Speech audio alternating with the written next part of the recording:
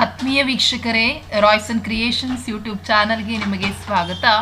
ಇಂದಿನ ಈ ವಿಡಿಯೋದಲ್ಲಿ 8ನೇ ತರಗತಿಯ ವಿಜ್ಞಾನ ವಿಷಯ ರೂಪಣಾತ್ಮಕ ಮೌಲ್ಯಮಾಪನ 2ರ ಪ್ರಶ್ನೆ ಪತ್ರಿಕೆಯನ್ನು ಅವುಗಳ ಸಂಪೂರ್ಣ ಉತ್ತರಗಳೊಂದಿಗೆ ವಿಶ್ಲೇಷಣೆ ಮಾಡೋಣ.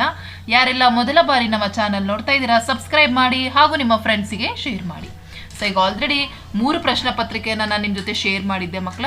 ಸೊ ಅದು ನಿಮಗೆ ಬಹಳ ಯೂಸ್ಫುಲ್ ಆಗಿರುತ್ತೆ. ಸೊ ನಾಳೆ ನಡೆಯುವಂತಹ ಟೆಸ್ಟಿಗೆ ನಿಮಗೆ ಇವೆಲ್ಲ ಕ್ವಶನ್ ಪೇಪರ್ಸ್ ಯೂಸ್ ಆಗುತ್ತೆ. ಪ್ರಾಕ್ಟೀಸ್ ಮಾಡ್ಕೊಳ್ಳಿ ಅಂತ ಹೇಳ್ತಾ ಈ ವಿಡಿಯೋನ ಪ್ರಾರಂಭಿಸ್ತಾ ಇದ್ದೀನಿ. ಫಸ್ಟ್ ಮೇನ್, ಈ ಕೆಳಗಿನ ಪ್ರಶ್ನೆಗಳಿಗೆ ಅಥವಾ ಅಪೂರ್ಣ ಹೇಳಿಕೆಗೆ ನೀಡಲಾದ 4 ಪರ್ಯಾಯ ಉತ್ತರಗಳಲ್ಲಿ ಸೂಕ್ತವಾದ ಒಂದನ್ನು ಆರಿಸಿ ಬರೆಯಿರಿ ಅಂತ ಕೊಟ್ಟಿದ್ದಾರೆ.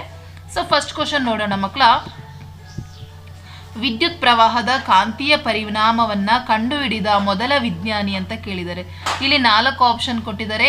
ಥಾಮಸ್ ಆಲ್ವಾ ಎಡಿಸನ್ ಅಲ್ಲ, ಅವರು ಬಲ್ಬನ್ನು ಕಂಡುಹಿಡಿದಂಥವ್ರು. ಮೈಕಲ್ ಫ್ಯಾರಡೆನೂ ಅಲ್ಲ, ಸೊ ಅವರು ಫ್ಯಾರಡೆ ನಿಯಮ ಅದು ಬೇರೆ. ಹ್ಯಾನ್ಸ್ ಕ್ರಿಶ್ಚಿಯನ್ ಓಸ್ಟೆಡ್ ಅವರು ವಿದ್ಯುತ್ ಕಾಂತೀಯ ಪರಿಣಾಮವನ್ನು ಕಂಡುಹಿಡಿದಂತಹ ಮೊದಲ ವಿಜ್ಞಾನಿ ಆಗಿರ್ತಾರೆ ಮಕ್ಕಳ.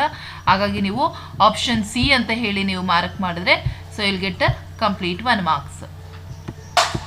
ನೆಕ್ಸ್ಟ್ ಸೆಕೆಂಡ್ ಕ್ವಶನ್, ಬಲದ ಅಂತಾರಾಷ್ಟ್ರೀಯ ಏಕಮಾನ. ಸೊ SI ಯೂನಿಟ್ ಅನ್ನ ಕೇಳಿದ್ದಾರೆ ಮಕ್ಕಳ. ಸೊ ಇಲ್ಲಿ ಕಿಲೋಗ್ರಾಮ್, ಕೆಲ್ವಿನ್, ನ್ಯೂಟನ್, ಮೀಟರ್ ಇದೆ. ಸೊ ಬಲದ ಅಂತಾರಾಷ್ಟ್ರೀಯ ಏಕಮಾನ ಯಾವಾಗಲೂ ನ್ಯೂಟನ್ ಆಗಿರ್ತದೆ. ಹಾಗಾಗಿ ಆಪ್ಷನ್ ಸಿ ನಲ್ಲಿರುವಂತಹ newton is the right answer. ಮೂರನೇ ಪ್ರಶ್ನೆ, ಕೊಠಡಿಯ ತಾಪಮಾನದಲ್ಲಿ ದ್ರವ ಸ್ಥಿತಿಯಲ್ಲಿ ಇರುವಂತಹ ಅಲೋಹ ಅಂತ ಹೇಳಿ ಕೇಳಿದ್ದಾರೆ ಮಕ್ಕಳ. ಆಬ್ವಿಯಸ್ಲಿ ಇಲ್ಲಿ ಕೊಟ್ಟಿರೋ 4 option bromine is the right answer ಆಗಿರ್ತದೆ ಮಕ್ಕಳ. ಹಾಗಾಗಿ option B is the right answer. Fourth question, 2 ಅಥವಾ ಹೆಚ್ಚು ಶುದ್ಧ ಘಟಕಗಳಿಂದ ಮಾಡಲ್ಪಟ್ಟಿರುವಂತಹ ವಸ್ತು ಅಂತ ಕೇಳಿದ್ದಾರೆ. ಸೊ ಇಲ್ಲಿ 2 ಅಥವಾ ಹೆಚ್ಚು ಶುದ್ಧ ಘಟಕಗಳಿಂದ ಮಾಡಿರುವಂಥದ್ರಲ್ಲಿ 4 ಆಪ್ಷನ್ ಕೊಟ್ಟಿದ್ದಾರೆ. ಪರಮಾಣು, ಧಾತು, ಮಿಶ್ರಣ, ಶುದ್ಧ ವಸ್ತು ಅಂತ ಕೇಳಿದ್ದಾರೆ. ಆಕ್ಚುಲಿ ಅದನ್ನು ನಾವು ಮಿಶ್ರಣ ಅಂತ ಹೇಳಿ ಕರಿತೀವಿ. ಹಾಗಾಗಿ ಆಪ್ಷನ್ ಸಿ ಮಿಶ್ರಣ is the right answer. Next second main, ಕೆಳಗಿನ ಪ್ರಶ್ನೆಗಳಿಗೆ ಉತ್ತರಿಸಿ ಅಂತ ಹೇಳಿ ಕೇಳಿದ್ದಾರೆ. ಇಲ್ಲಿ 3 ಪ್ರಶ್ನೆಗಳು ಬರ್ತದೆ. 5ನೆಯ ಪ್ರಶ್ನೆ, ವಿದ್ಯುತ್ ರೋಧ ಎಂದರೇನು? ಸೊ ವಿದ್ಯುತ್ ರೋಧ ಅಂದ್ರೆ ವಾಹಕದ ಮೂಲಕ ವಿದ್ಯುತ್ ಪ್ರವಹಿಸುವಾಗ ಉಂಟಾಗುವಂತಹ ಅಡ್ಡಿ ಅಥವಾ ರೋಧವನ್ನ ವಿದ್ಯುತ್ ರೋಧ ಅಂತ ಹೇಳಿ ನಾವು ಕರೆಯಲಾಗ್ತದೆ. ನೆಕ್ಸ್ಟ್, ಘರ್ಷಣಾ ಬಲವನ್ನ ವ್ಯಾಖ್ಯಾನಿಸಿ ಅಂತ ಹೇಳಿ ಕೇಳಿದ್ದಾರೆ ಮಕ್ಕಳ. ಸೊ ಘರ್ಷಣಾ ಬಲ ಅಂತ ಹೇಳಿದ್ರೆ ಸಂಪರ್ಕದಲ್ಲಿರುವ 2 ಮೇಲ್ಮೈಗಳ ನಡುವೆ ಉಂಟಾಗುವ ಮತ್ತು ಚಲನೆಯನ್ನ ವಿರೋಧಿಸುವ ಬಲವನ್ನ ಘರ್ಷಣಾ ಬಲ ಅಂತ ಹೇಳಿ ಕರೆಯಲಾಗ್ತದೆ. ನೆಕ್ಸ್ಟ್, ಸಂಯುಕ್ತ ವಸ್ತು ಎಂದರೇನು ಅಂತ ಕೇಳಿದ್ದಾರೆ ಮಕ್ಕಳ. ಸೊ ಸಂಯುಕ್ತ ವಸ್ತು ಅಂದ್ರೆ 2 ಅಥವಾ ಹೆಚ್ಚಿನ ಧಾತುಗಳು ರಾಸಾಯನಿಕವಾಗಿ ನಿರ್ದಿಷ್ಟ ಪ್ರಮಾಣದಲ್ಲಿ ಸಂಯೋಗ ಹೊಂದಿ ಉಂಟಾಗುವಂತಹ ವಸ್ತುವನ್ನ ಸಂಯುಕ್ತ ವಸ್ತು ಅಥವಾ ಕಾಂಪೌಂಡ್ ಅಂತ ಹೇಳಿ ನಾವು ಕರೆಯುವಂಥದ್ದು. ನೆಕ್ಸ್ಟ್ ಥರ್ಡ್ ಮೇನ್, ಕೆಳಗಿನ ಪ್ರಶ್ನೆಗಳಿಗೆ ಉತ್ತರಿಸಿ ಅಂತ ಹೇಳಿ ಕೇಳಿದ್ದಾರೆ ಮಕ್ಕಳ. ಸೊ ಇಲ್ಲಿ 3 ಪ್ರಶ್ನೆಗಳನ್ನ ಕೊಟ್ಟಿದ್ದಾರೆ. ಪ್ರತಿ ಪ್ರಶ್ನೆಗೆ 2 ಅಂಕಗಳಿರ್ತದೆ. ಮೊದಲನೇ ಪ್ರಶ್ನೆ, ವಿದ್ಯುತ್ ಪ್ರವಾಹದ ಉಷ್ಣೋತ್ಪಾದನಾ ಪರಿಮಾಣದ ಪ್ರಾಯೋಗಿಕ ಅನ್ವಯಕ್ಕೆ 2 ಉದಾಹರಣೆಗಳನ್ನ ಕೊಡಿ ಅಂತ ಹೇಳಿ ಕೇಳಿದ್ದಾರೆ. ಸೊ ಒಂದು ವಿದ್ಯುತ್ ಇಸ್ತ್ರಿಪೆಟ್ಟಿಗೆ, ವಿದ್ಯುತ್ ಒಲೆ, ರೂಮ್ ಹೀಟರ್ಗಳು, ನೆಕ್ಸ್ಟ್ ವಿದ್ಯುತ್ ಕೆಟಲ್ಗಳು. ಸೊ ಇವೆಲ್ಲ ಉಷ್ಣೋತ್ಪಾದನಾ ಪರಿಮಾಣಕ್ಕೆ ಪರಿಣಾಮಕ್ಕೆ ಬರುವಂತಹ ಉದಾಹರಣೆಗಳಾಗಿರ್ತವೆ. ನೆಕ್ಸ್ಟ್ 9ನೇ ಪ್ರಶ್ನೆ, ಸಂಪರ್ಕ ಬಲ ಮತ್ತೆ ಸಂಪರ್ಕ ರಹಿತ ಬಲಗಳಿಗಿರುವ 2 ವ್ಯತ್ಯಾಸವನ್ನ ಕೇಳಿದ್ದಾರೆ. ಬಹಳ ಈಸಿ ಮಕ್ಕಳ. ಸೊ ಸಂಪರ್ಕ ಬಲ ಅಂತ ಹೇಳಿದ್ರೆ ಸಂಪರ್ಕ ಬಲದಲ್ಲಿ ವಸ್ತುಗಳ ನಡುವೆ ಭೌತಿಕ ಸಂಪರ್ಕ. ಈಗ ಫಾರ್ ಎಕ್ಸಾಂಪಲ್ ಸ್ನಾಯು ಬಲ, ಘರ್ಷಣಾ ಬಲ. ಸೊ ಇವೆಲ್ಲ ಏನಾಗ್ತದೆ ಮಕ್ಕಳೇ, 2 ವಸ್ತುಗಳು ಸಂಪರ್ಕಕ್ಕೆ ಬಂದಾಗ ಆಗುವಂಥದ್ದು. ನೆಕ್ಸ್ಟ್ ಸಂಪರ್ಕ ರಹಿತ ಬಲ ಅಂತ ಕೇಳಿದ್ದಾರೆ. ಸೊ ಸಂಪರ್ಕ ರಹಿತ ಹೆಸರಲ್ಲೇ ಇದೆ ಮಕ್ಕಳ. ಸೊ ಸಂಪರ್ಕ ರಹಿತ ಬಲದಲ್ಲಿ ವಸ್ತುಗಳ ನಡುವೆ ಯಾವುದೇ ಭೌತಿಕ ಸಂಪರ್ಕ ಇರೋದಿಲ್ಲ. ಉದಾಹರಣೆಗೆ ಕಾಂತೀಯ ಬಲ, ಗುರುತ್ವ ಬಲ. ಸೊ ಇಲ್ಲಿ ಏನಾಗ್ತದೆ, ಈಗ 2 ಮ್ಯಾಗ್ನೆಟ್ ಅನ್ನ ನೀವು ಹತ್ರ ತಂದಾಗ ಏನಾಗುತ್ತೆ, ಒಂದಕ್ಕೊಂದು ಆಕರ್ಷಿಸಿ ಸೆಳೆತ ಉಂಟಾಗ್ತದೆ ಹೊರತು 2 ಸಂಪರ್ಕದಲ್ಲಿ ಇದ್ದಾಗ ಅಲ್ಲಿ ಬಲ ಉಂಟಾಗೋದಿಲ್ಲ. ಹಾಗಾಗಿ ಇದೆರಡು ಅದಕ್ಕೆ ವ್ಯತ್ಯಾಸಗಳಾಗಿರ್ತದೆ. ನೆಕ್ಸ್ಟ್, ಭೌತ ಮತ್ತು ರಾಸಾಯನಿಕ ಬದಲಾವಣೆಗಳ ನಡುವಿನ 2 ವ್ಯತ್ಯಾಸಗಳನ್ನು ತಿಳಿಸಿ ಅಂತ ಹೇಳಿ ಕೇಳಿದ್ದಾರೆ. ಸೊ ಭೌತ ಬದಲಾವಣೆ ಅಂದರೆ ಫಿಸಿಕಲ್ ಚೇಂಜಸ್ ಮತ್ತು ಕೆಮಿಕಲ್ ಚೇಂಜಸ್ ಅದನ್ನು ಡಿಫ್ರೆನ್ಷಿಯೇಷನ್ ಕೇಳಿದ್ದಾರೆ.